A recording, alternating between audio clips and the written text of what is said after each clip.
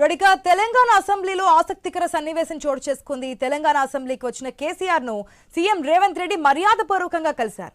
ఆయన సీటు వద్దకు వెళ్లి పలకరించారు. షేక్ హ్యాండ్ ఇచ్చి కేసీఆర్ ఆరోగ్యంపై ఆరా తీశారు. అనంతరం జాతీయ గీతం పూర్తి కాగానే కేసీఆర్ అసెంబ్లీ నుంచి వెళ్లిపోయారు. అసెంబ్లీ అటెండెన్స్ రిజిస్టర్లో ఆయన సైన్ చేశారు.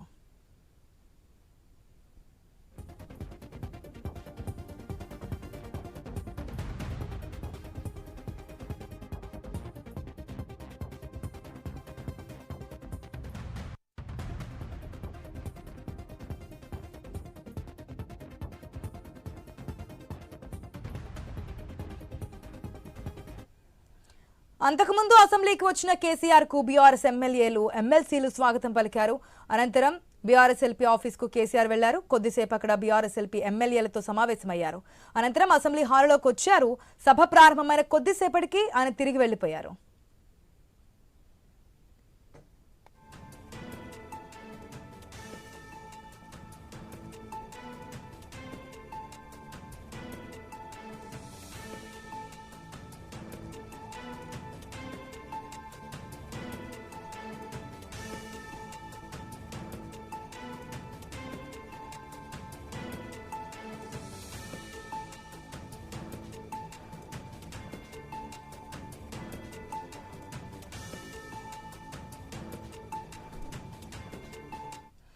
మనం ఈరోజు చూసాం తెలంగాణ అసెంబ్లీ సమావేశాలకి కేసీఆర్ రాబోతున్నారని.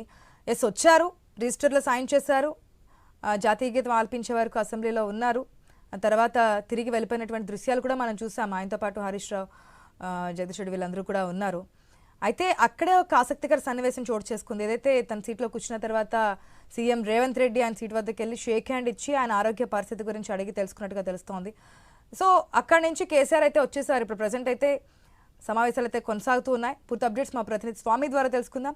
స్వామి, కేసీఆర్ వస్తారా రారా అన్న ఆసక్తికి ప్రశ్నకి తెరపడింది. వచ్చారో చూసాం, కానీ వచ్చిన కొద్దిసేపటికి ఎక్కువసేపు లేకుండా రావడము, రిజిస్టర్లో సైన్ చేయడము, సీట్లో కూర్చోవడం, జాతీయ గీతం అయిపోగానే వెళ్ళిపోవడము ఎట్లా చూడొచ్చు అంటారు? ఎందుకు వెళ్ళిపోయారు అనుకోవచ్చు?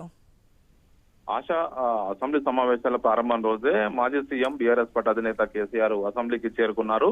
పార్టీ ఎమ్మెల్యేలందరితో కలిసి అసెంబ్లీ హాల్లోకి వెళ్లారు. అసెంబ్లీలో ప్రారంభం కాగానే జాతీయ గీత ఆలాపన అయిపోగానే రామరెడ్డి దామోదర్ రెడ్డి సంతాప తీర్మానం ప్రారంభం కాగానే బయటికి వెళ్లారు. అసెంబ్లీలోకి సీఎం రాగానే సీఎం మర్యాదపూర్వకంగా కేసీఆర్ వద్దకు వచ్చి మర్యాదపూర్వకంగా కలిసి ఆయన యోగక్షేమాలు అడిగి తెలుసుకున్నారు. ఆ తర్వాత మంత్రులు ఉత్తమ్ కుమార్ రెడ్డి, శ్రీధర్ బాబు, సీతక్క, కోమటిరెడ్డి వెంకటరెడ్డి, మిగతా విప్పులు బీర్లా ఐలయ్య, మిగతా విప్పులంతా కూడా కేసీఆర్ ని కలిశారు. ఆ తర్వాత నూతనంగా గెలిచినటువంటి ఎమ్మెల్యే నవీన్ యాదవ్ వచ్చి కేసీఆర్ దగ్గర ఆశీర్వాదం తీసుకొని వెళ్లారు. మొత్తానికైతే చాలా మంది ఎమ్మెల్యేలంతా కేసీఆర్ ను కలవడం కోసం ప్రయత్నం చేశారు. కేసీఆర్ సభలో కొద్ది నిమిషాల మాత్రమే ఉన్నారు. మొత్తం అసెంబ్లీ ప్రాంగణానికి దాదాపుగా 10 నుంచి 15 నిమిషాలు మాత్రమే అసెంబ్లీ ప్రాంగణంలో కేసీఆర్ గడిపారు. ఆ తర్వాత సంతకం చేసి నందినగర్ నివాసం వెళ్ళిపోయారు. రేపటి నుండి తర్వాత త్వరలో జరిగేటువంటి వివిధ చర్చల్లో కేసీఆర్ పాల్గొంటారో లేదా అన్నది కూడా ఇంకా క్లారిటీ రావాల్సి ఉంది. ఆయన ఉత్సాహం చూస్తే మాత్రం ఆయన రెగ్యులర్ గా అసెంబ్లీ సమావేశాలకు ఈసారి వస్తారని మాత్రమే బీఆర్ఎస్ నేతలు భావిస్తున్నారు. ఈ రోజు జరిగినటువంటి